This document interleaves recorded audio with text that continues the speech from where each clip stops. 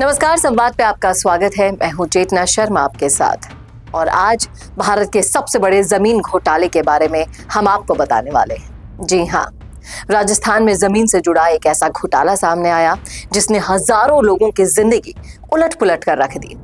ज्ञानचंद अग्रवाल जमीन घोटाला, जिसे देश के सबसे बड़े लैंड फ्रॉड्स में से एक माना जाता है, ये लगातार पीड़ितों को अभी तक परेशान कर रहा है। 3000 से ज्यादा केस, 400 से ज्यादा मौजूदा मुकदमे, हजारों पीड़ितों की दर्द भरी दास्ताएं और इन सब के बीच सबसे बड़ा सवाल, आखिर इस घोटाले का हल कब निकलेगा? पीड़ितों ने पीएमओ से लेकर राज्य की बड़ी बड़ी एजेंसियों तक बार बार गुहार लगाई, लेकिन अब तक इस मामले में कोई ठोस समाधान सामने नहीं आया है। गंभीर होते हुए हालातों को देखते हुए कई पीड़ितों का प्रतिनिधिमंडल मनोज कुमावत के साथ इस मामले में जो लगातार आवाज उठा रहे हैं, वो डीसीपी साउथ राज ऋषिराज से मुलाकात करने पहुंचे और इन सब की तरफ से फरमान सौंपा, क्योंकि सिर्फ दक्षिण जोन में ही 400 से ज्यादा मुकदमे इस मामले से जुड़े हैं। मुलाकात के दौरान पुलिस अधिकारी को पूरे मामले की विस्तृत जानकारी दी गई और पीड़ितों ने न्याय की मांग की। चलिए आपको सुनाते हैं डीसीपी साउथ राज ऋषिराज ने क्या कहा। पिछले 5-7 सालों से इनके विरुद्ध जो है मुकदमे दर्ज है जयपुर कमिश्नरेट के अलग अलग थानों में। जयपुर साउथ की मैं बात करूं तो करीब 350 से 400 मुकदमे इसके विरुद्ध दर्ज है। ऑलरेडी काफ़ी मुकदमों में इसकी गिरफ्तारी हो चुकी है और जो मुकदमे पेंडिंग है उनमें भी हम जल्द से जल्द अनुसंधान पूर्ण करके जो भी विधिसम्मत कार्रवाई बनती है वो हम सुनिश्चित करेंगे। जैसा मैंने बताया कि काफ़ी साल पहले से ये चल रहा है। जब मानसरोवर जब नया जब वो एरिया डेवलप हो रहा था तो काफ़ी सारी सोसाइटीज़ बनी थी। एक किसकी भी सोसाइटी थी, उस सोसाइटी के माध्यम से बहुत सारे ज़मीन का बेचान किया गया। कुछ सही तरीके से किया गया, बहुत गलत तरीके से किया गया। उसमें काश्तकार भी अलग अलग जो ज़मीन है उनमें कुछ काश्तकारों की भी भूमिका आई थी कुछ प्रकरणों में। तो उन सब के विरुद्ध जैसा मैंने बताया कि काफ़ी प्रकरणों में ऑलरेडी कार्रवाई हो चुकी है, गिरफ्तारियाँ हो चुकी हैं। जो प्रकरण अभी वर्तमान में पेंडिंग है उनका हमने विश्लेषण किया है और आगामी दिनों में उनका भी निस्तारण विधिसम्मत किया जाएगा।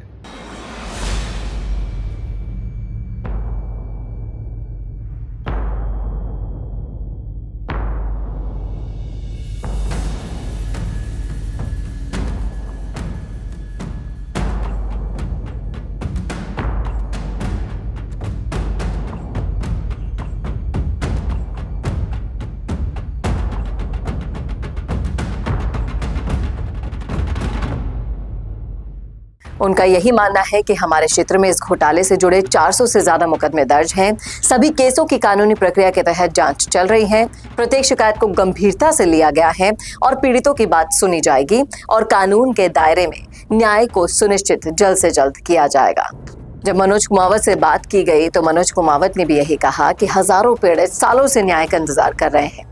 आज पीड़ितों की पूरी सूची और मामले की गंभीरता अधिकारियों के सामने भी रखी। उम्मीद है कि प्रशासन इस बड़े घोटाले में जल्द ही ठोस कार्रवाई करेगा। और इसके बाद उन्होंने क्या कहा, आप खुद ही सुनिए उन्हीं की जुबानी। आज डीसीपी साहब राजर्षि राज जी से आज ज्ञानचंद अग्रवाल को गिरफ्तार करने के मामले पे उस पर कोई कार्रवाई करने के मामले में मुलाकात की और उन्होंने हमको आश्वासन दिया कि शीघ्र इस पर कार्रवाई की जाएगी और इससे क्या हजारों पीड़ितों को न्याय मिलेगा। और हाँ, मेरे जैसे करीब हजारों पीड़ित हैं, 300-400 तो केस हैं। उसके अलावा हजारों ऐसे हैं जो इसलिए कार्रवाई नहीं करवा रहे, इसलिए एफआईआर नहीं करवा रहे कि उनको लग रहा है कि कोई कार्रवाई हो ही नहीं रही, क्योंकि आज 10 साल हो गए इस तरीके की ठगी करते हुए, तो भी कोई कार्रवाई किसी प्रकार की हो नहीं रही, इसलिए सब निराश है। हाँ, मेरी उम्मीद बढ़ी है क्योंकि सर बहुत सिंसियर हैं अपने वर्किंग में और लगे हुए हैं इसमें, और मुझे पूरी आशा है कि हमको न्याय मिलेगा। इनसे बचने के लिए तो यही है कि ऐसे लोगों से दूर रहा जाए और अपने जो भी जेडीए की और इस तरीके की योजनाएं हैं सिर्फ उन्हीं में काम किया जाए। बाकी वरना तो कोई कोई पूछने वाला नहीं, कोई बोलने वाला नहीं, कुछ ही नहीं। आज ये आदमी कर ही रहा है, बताया जाता है कि ये फरार है, लेकिन फिर भी ये मतलब आप देखो कि कोई ना कोई एफआईआर नई केस कोई इसका आ ही जाता है। अब ये फरार है तो ये कौन कर रहा है?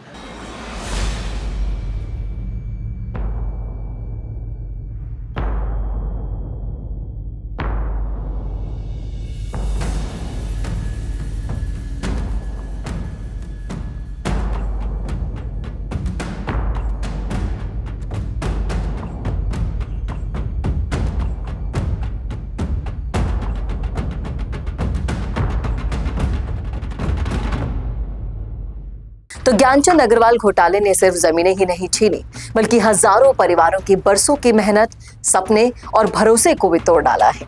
लेकिन अब पीड़ितों की आवाज तेज हो चुकी है। प्रशासन से लेकर पुलिस तक हर स्तर पर दस्तक दी जा रही है। डीसीपी साउथ की ओर से मिले भरोसे ने पीड़ितों में एक नई उम्मीद जगा दी है कि शायद अब इस बहुचर्चित घोटाले का कोई मजबूत समाधान सामने आएगा। न्याय की राह भले ही लंबी हो, लेकिन पीड़ितों का सफर अब और मजबूत और संगठित होता दिख रहा है। और अब पूरा प्रदेश एक ही बात कह रहा है कि सच्चाई तो दब सकती है, पर हार नहीं सकती। उम्मीद है कि इस मामले में भी जल्द से जल्द पीड़ितों को न्याय मिलेगा। अगर आप भी ऐसे किसी पीड़ित को जानते हैं तो आप संवाद से संपर्क कर सकते हैं। संवाद आपकी आवाज को प्रमुखता से उठाएगा। कैसा लगा वीडियो बताना ना भूलेगा, और ऐसे वीडियोस के लिए देखते रहिए संवाद भारत का, भारत के लिए। नमस्कार।